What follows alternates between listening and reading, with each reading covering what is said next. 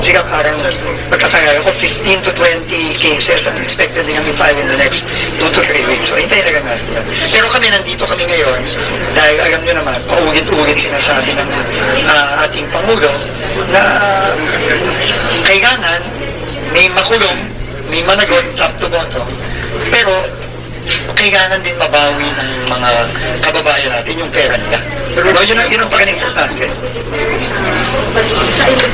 Sige, Gerald. Sir, we're talking of how much in terms of... Well, kung titignan natin, no, dun pa lang sa na-freeze na accounts ng ANGA, I think that's already 5 billion, roughly. Okay. Dun sa air assets pa lang ni former Congressman Zaldico, 5 billion na ulit. So that's already 10 billion. Dun pa lang. And we're talking about 1 case, 2 cases pa lang na file sa ombudsman. So, you can just imagine kung gaano kalaki ang posibleng mabawi. Billion. Pero ang importante, mapabilis natin. Sabi ng Pangulo, kailangan bilisan.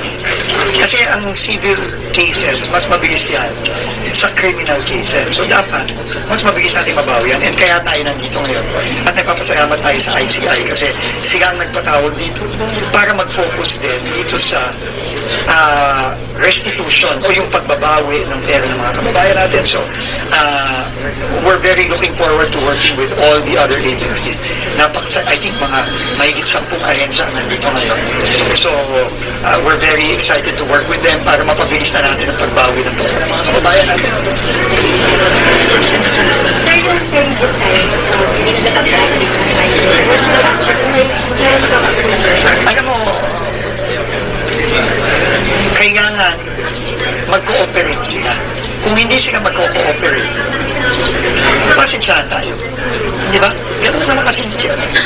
Binigyan na nga sila ng pagkakataon ng ICI na mag-cooperate. Pero ngayon, hindi sila mag-cooperate. Well, lahat ng mga kaso against them, talagang wala nang possibility na mag-state witness o ano. Kasi sila na mismo nagsabi na ayaw nila mag-cooperate. So, and tandaan nyo, ang daming kontrata ng mga diskaya. Libo ang kontrata nila from 2016. Ang kontrata nila, libo-libo yan.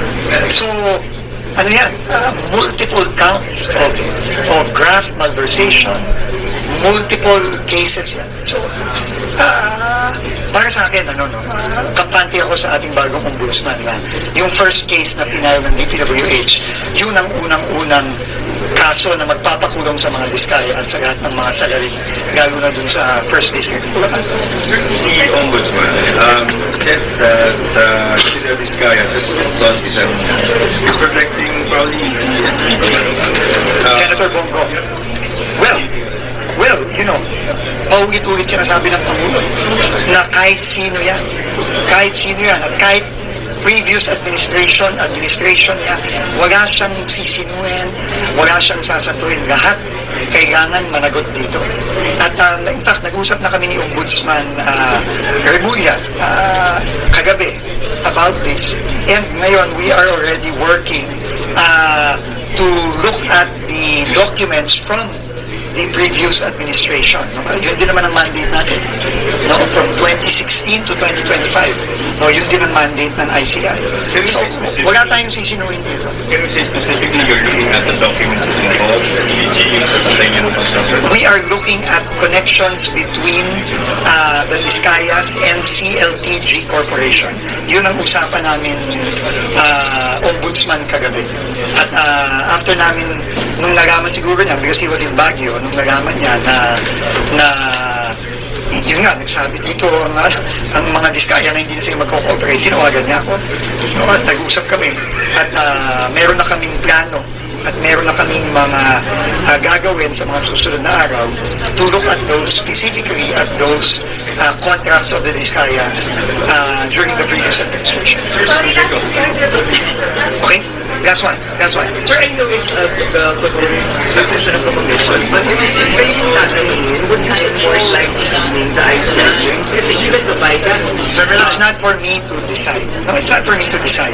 We have to have full faith in the ICI, Similar ba to? in the integrity, availability, and processes of the ICI, and I fully support whatever the ICI decides. Last.